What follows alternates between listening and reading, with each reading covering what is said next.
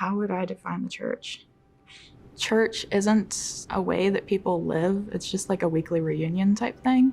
To me, it's very superficial because you get into a lot of hypocrisy there. And that's mostly why I've left, because I've seen the way people are in church and then outside of church, and they're two different people.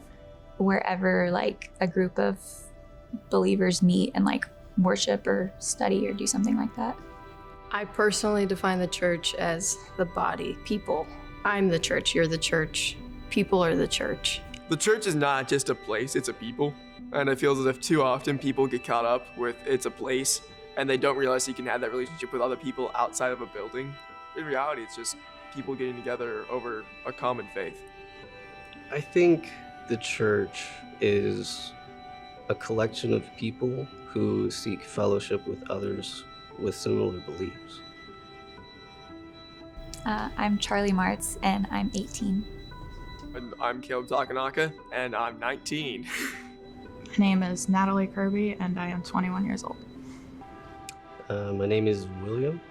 I'm 26. My name is Seta Sahagyan, and I'm 33 years old. My family started going to church when I was about 6, and we attended together pretty much weekly until I was about 16 years old.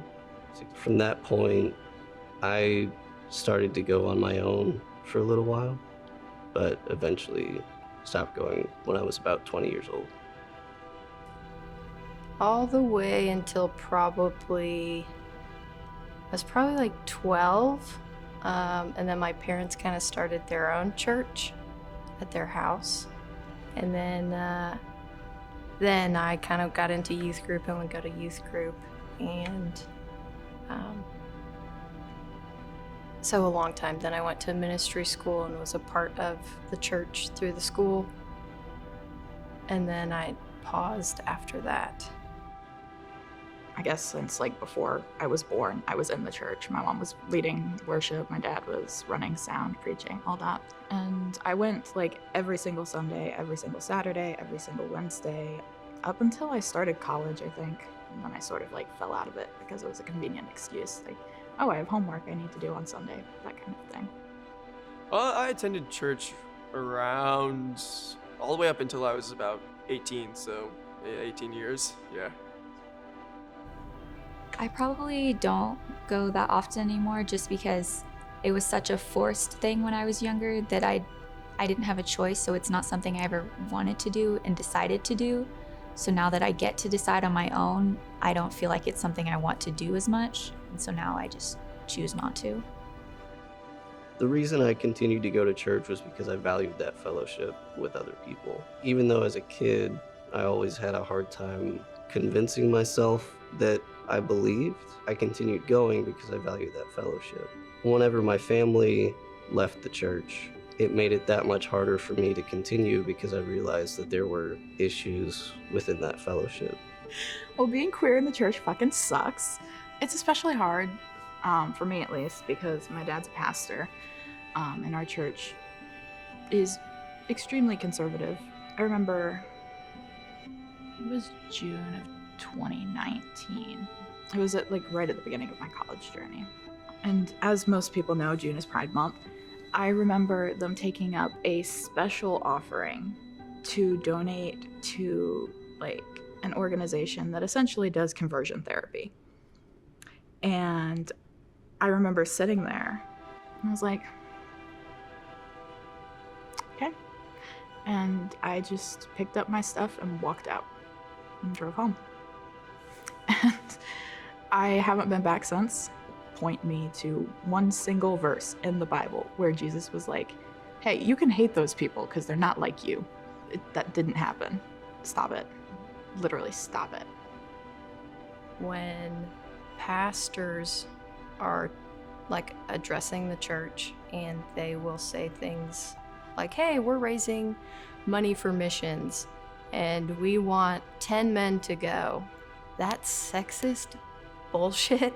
I fucking hate it. If God wanted only a man on earth, he would have just made a man and left it at that.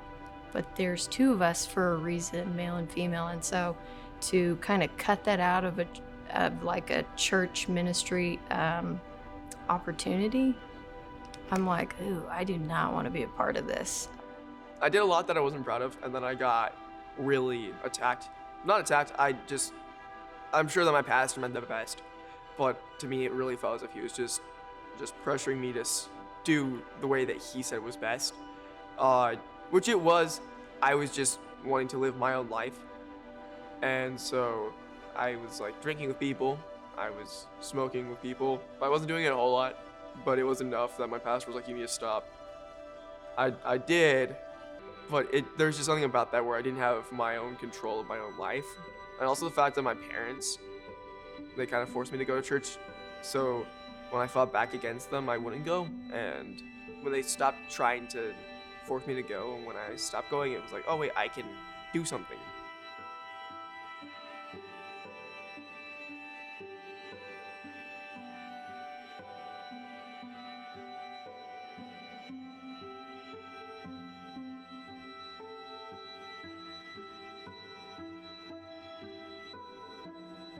I do believe in God. I do believe in Jesus. I fucking love the Holy Spirit. I think that's like the coolest part of God is the spirit that is within all of us. And I believe that he is an all-loving God full of grace. I don't believe in a punishing God. I believe in a loving one who knows who I am, where I'm at, better than I do. And so I'm also not trying to gain his approval. Like, I wake up with an A+ from God every day, no matter what I've done. I'm not sure if I believe in God. I go back and forth on it, honestly. I think that the universe is so massive that at some point it's hard to say, well, somebody designed the clothes that I'm wearing, but the universe happened on accident. That just seems outrageous to me sometimes. And then other times, it's really hard for me to see any way that it could have happened besides being an accident. And so whenever I ask myself whether I believe in God, I do take a lot of comfort in the idea that there is something out there that designed all of this. Probably could have been caught up in some really bad things, but the fact that I'm here now shows that there is a God, and just seeing everything that's happened, I should have died, you know, and I haven't. But I was looking for reasons to not believe, and I found reasons to believe. I'm not sure what I think of the Bible, honestly. There's that whole argument that people make that it was written by people to push an agenda, and I don't think that's fair. I've studied it very extensively, and I think that of all the major religious texts that I've read, the Bible makes the most sense. I think the original Bible was true. I don't think that what we have today, I think it's been cherry-picked. I don't know enough about it. It's hard for me to say, oh, it's all true or it's not. Like, the more I learn, the better I like it. As of now, it's like sometimes when I read stuff, it is like it resonates with me and I feel it. Other times I am like, this is bullshit. Like, there's no way you're talking to me. Yeah, I do believe what the Bible says to be true. Yeah, I do wish that we had in the Bible we had all the texts that were apparently written by people. Like, you know how you have all those like hidden books? And it's a bit depressing because even like the Old Testament and New Testament classes, we don't talk about those books. And I'm like, where's the lamb sauce? Like, where is it? Where is these books that you never hear about? Because there's a reason they were taken out. Like, great, good job, you created some canon, but I don't believe that it was your canon, you know? God never said, yeah, it's just the Bible. He talked to people, you know? There's one verse in John that says there's many other interactions that have not been recorded. And so I just wish that that Bible had those in them so that we could have a fuller view of all the different perspectives. It's like, I'm a truth seeker, so I want to figure out like what's true, and if there's different books that can help me have a different perspective on God in my daily life, then great, you know? If I was to look for a church now, I think what I was lacking for the most part was people who were willing to engage the questions I had. I would look for like how the church has its leadership, as if it's like a group of elders who lead the church, or if it's one person leading the church. I don't think that one person leading the church is a good thing. So I'd look for that. And then also just I would listen to what they teach and if it's biblically aligned or not with what I know the Bible to be.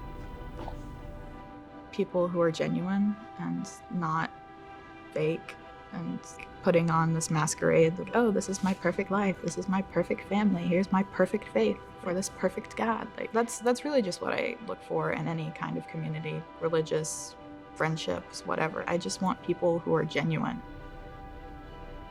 I would look for diversity.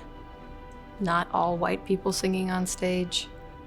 More than just like men pastors. Also, it would be a sense I would feel. Sometimes you go somewhere and you're like, ugh, I did not like that at all. You don't know what it is. You don't know how to what to call it, but you just feel it. Or it's almost like hard to catch your breath. It feels like it can feel like that sometimes. I would definitely go with a friend so we could talk about how we felt, what we sensed after the service. But it would be the feel of it. I'd be looking for a lot of like, I know it sounds like kind of cheesy when you say it, like inclusivity. It's more the fact of like we're all sinners. Let's all treat each other as equals, you know? And it sometimes feels as if I went to a church that it felt like that. They just had some other problems. Leadership was awful. They couldn't really talk to the kids, which really made me not go. But I really like that aspect of the church because they really treat everyone as an equal.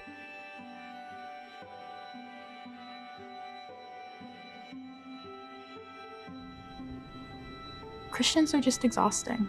Like, some of the most hateful people I have ever met in my entire life have been Christians, like, or claim to be anyways. Not much. Also, I just wouldn't base people's beliefs in church-going abilities or whatever based on what they appear to be, kind of.